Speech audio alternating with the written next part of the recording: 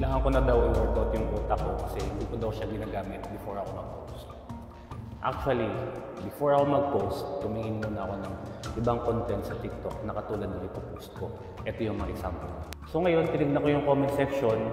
Wala namang negative comments, wala namang nagsasabing homophobic sila. Ngayon, ako yung nag-post, same yung content, pero homophobic daw ako. Kamusta 30? So medyo mag-vent ako dito sa ating re-reactan ngayong araw. Medyo hindi ko din mapipigil yung sarili ko kasi honestly, when I first saw this sa internet, medyo nanggigil nga din talaga ako. Tignan natin ngayon etong nangyari. Meron kasi isang TikTok galing sa isang coach, Edison Vargas. Ayan. Sabi niya, dati nagpe-pre-workout pa ako para mabuhat ko yung last rep. Ngayon, kailangan ko lang palang isipin, bakla ako pag hindi ko nabuhat to. Ngayon, no, kung ikaw ay katulad ko na ayaw nakakarinig ng mga ganito dahil alam mong mali yung mga ganitong bagay, nakakapagpinting po talaga ng tenga. Especially, no, ganito po kasi sa mga hindi po nakakaintindi, no, ginagamit niya yung salitang bakla, or tomboy, or babae. In this case, bakla yung ginamit niya para sabihin, no, or i-equate ng pagiging bakla ay isang kahinaan. Ganon! Diba? Pag bakla, hindi kaya. When in reality, mas marami pang bakla sa gym, kaysa sa mga straight. Yan ang katotohanan po, ano. Nakakainit to ng ulo, and I'm very sure, no, at nakita ko rin naman na karamihan sa mga LGBTQIA+ ay nanggigigil. Hindi lang naman, no, kung hindi yung mga straight din ay nabubuisit din dito. Dahil, una sa lahat, 2024 na at gumagamit pa rin tayo ng mga ganitong bagay. Kaya nga nasabi ko hindi lang sa mga bakla, di ba? Pag ang isang lalaki ay mahina, ang tawag nila pussy. No? So, ang pepe ay mahina pag may pepe ka. Para mga ganung mga bagay. Naiintindihan nyo na ako dyan. Bago natin pagpatuloy yung pagre-rage ko ngayong araw, ha, mag-like, subscribe at notification bell kayo. May 1,000 Gcash giveaway tayo, malapit na. Sagutin nyo lang din yung question of the day natin. At after pala ng upload ko dito, punta na rin kayo sa aking gaming page. Lagi ako nagla-live doon. So, eto, ha. Ayan, na-post na siya. Kagaya ng yung balita. Kung sino-sinong mga nagko-comment kagaya nito. This isn't about bragging, sabi ng isang Aljo. But in my debut as a physique athlete, I just won the championship against a school of straight men. Isang patunay na hindi pagiging kahinaan ang pagiging bakla. Ito importante. It's time to break stereotypes and embrace diversity in all its strength. Alam mo, may video pa siya dito. Sinasagot niya yung issue na to. Medyo nabuisit din ako. Pero, tingnan muna natin itong mga sinasabi ng mga tao. Ngayon, sa sobrang sikat nito, pati si Bretman Rock, sabi dito, napaano sa kanya. Sabi, LMFAO, girl, at least put your elbows closer together. Si Bretman, alam natin, is ano rin, no? Medyo conscious din sa katawan, fitness din, at alam niya yung form. May tamang form talaga pag nag-gym ka. Hindi ko masasabi kung ano yon, pero in this case, na-school siya. Schooled by Bretman Rock. All that for such a lightweight sis. Mahina pa daw yan. Ang dami makikita nyo, mga mas mabibigat pa dyan eh. Sabi, eto pa, nabalikan daw siya sa FYP. Since you're back on my FYP, let me just read you some more, Roach Edison. Only if you were as strong as your braces trying to keep your teeth together, you wouldn't need motivation. Talagang nire-read niya talaga. Read him to filth. Oh, anyways, may mga tao din na kagaya nito. Oh, sabi, ngayon, kailangan ko lang isipin, Edison ako pag hindi ko nabuhat to. Diba? Ayan, oh, nakikita niyo yung weight niya. Nakakaano lang kasi. Anyways, eto na. Panoorin na natin yung video. Kailangan ko na daw i-workout yung utak ko kasi hindi ko daw siya ginagamit before ako mag-post. Oo, tama yun. Before ako mag-post. Actually, before ako mag-post. Pero giving him the benefit of the doubt, no, talagang sabi ko, bigyan ko ng chance siya. Baka naman talaga sorry siya. Diba? Tignan natin! Mag-post, tumingin muna ako ng ibang content sa TikTok na katulad ng ipopost ko. Ito yung mga example nun. So, hindi lang pala siya yung gumawa nito. Marami rin pala.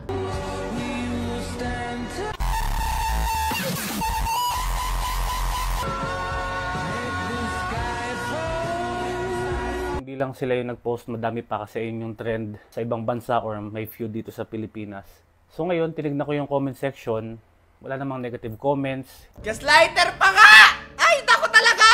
Alam mo, hindi porke ginagawa ng iba, isa to sa mga ano ha, pansin ko sa buhay ko, isa sa mga pointers, markers na red flag talaga isang tao or toxic talaga. Laging ginagawa naman ng ibang tao. Or kung nasa school, bagsak naman kami lahat, so okay lang ako. Yung mga explanation sa mga magulang, di ba?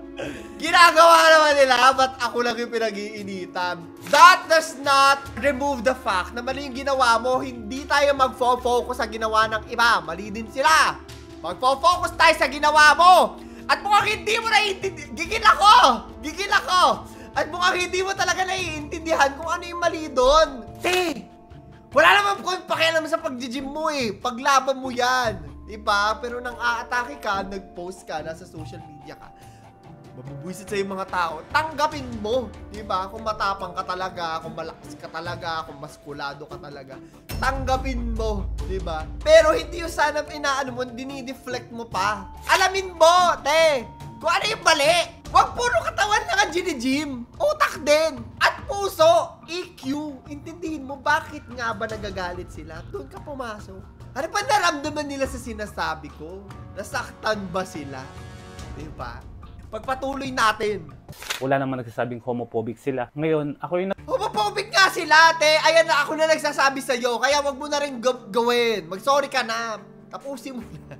I'm sure ako ha, kung coach man talaga, coach kasi nakalagay, no, I'm sure kung coach man talaga siya, marami ka ring mga, tawag dito, marami kang mga kliyente ng mga LGBTQIA din.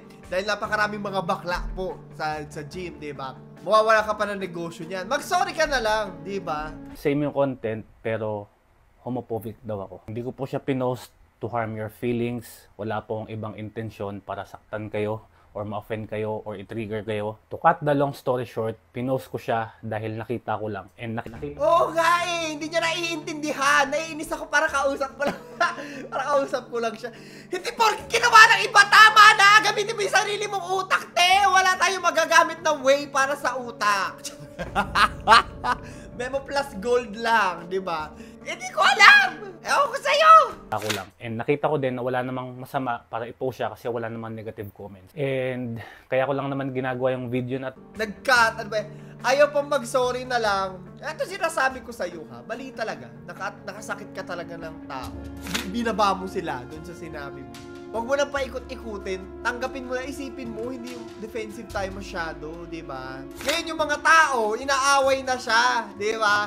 Kasi sinasabi nila, hipon daw. Hindi ako nagsabi niyan ha, sila. Di ba? Mag-gym na daw ng utak. Hindi rin ako nagsabi niyan, sila. Ako, i-gym mo yung puso mo, yung pag-iintindi mo, yung compassion mo sa mga tao. Hindi i-gaslight mo pa. Hindi pagpipilitan mo pa na hindi mali yung ginawa mo. Hindi pagpipilitan mo pa na porke ginawa ng iba, tama na! Diba? Yung kasi nakikita kong understanding niya. Diba? Hindi sila ba't ako lang homophobic? Lahat kayo homophobic! Putang ina ka. Higil ako, no? Kung makikita mo yung mga comment, magbasa tayo ng mga comment sa kanila dito. Talagang ayan, iritang-irita talaga. No, hindi naman lahat eh. Hindi lahat ng mga maskulado, hindi lahat ng mga coach, ganyan ang pag-iisip, te. 2024 na! I-update mo rin yung app ng utak mo, te. Update mo rin yung app ng iyong puso. Diba? At kung ano man ang sinasabi sa'yo ng mga tao ngayon, deserve mo yan kasi gaslighter ka. Kayo nga itatanungin ko ha, yung mga nanonood sa atin ngayon. Kayo ba ha, personally ha, magpaka-honest kayo. Nagagamit nyo pa rin ba yung salitang bakla para ibaba? Bakla naman. Nagaganon pa kayo? Kasi, let's be honest, ganyan talaga tayong pinalaki lahat, diba? Parang bukang bibig na lang, parang hindi na rin natin iniisip. Pero nakakasakit. Nadudulas pa rin ba kayo sa ganung mga bagay? Or at this point, alam nyo na mali yung ganyang mga bagay. Na nakakasakit yung ganyang mga bagay. Wala namang kumokontrol. Ito yung nakikita ko ha. Nakikita ko. Akala ng mga tao kinokontrol sila. At ayaw nila yun eh. Bawal magsalita ng ganito. Ang book mo naman masyado. Ang snowflake mo naman masyado. Pero kung nakakasakit, diba? Nasaan yung empathy mo? Nasaan yung compassion mo para sa mga kapwa mo tao? Ayaw na ayaw ko nung ganun eh. Ayaw ko nung ganun, yung ikaw na nga yung ikaw na nga yung nag-offend, tas yung inoffend mo pa yung snowflake, yung inoffend mo pa yung woke. Ay nako. Kayo na nga lang tatanungin ko. Yun lang din. Uulitin ko lang din para sa question of the day natin. Sa tingin mo ba, dapat pang ginagamit yung mga salitang kagaya ng kabaklaan, no? Bakla, para i-equate sa kahinaan ng isang tao. I-comment nyo sa ilalim. So, yun lamang po. Ito si Claudio the Third. Nagpapaalam. Punta na po kayo sa aking gaming page pagkatapos nito. Nagla-live ako doon. Panoorin nyo tong last video. Kailangan ko na daw i-workout yung utak ko kasi hindi ko daw siya ginagamit before ako mag-post. Actually, before ako mag-post, tumingin muna ako ng ibang content sa TikTok na katulad ng ipopost ko. Ito yung mga example nun.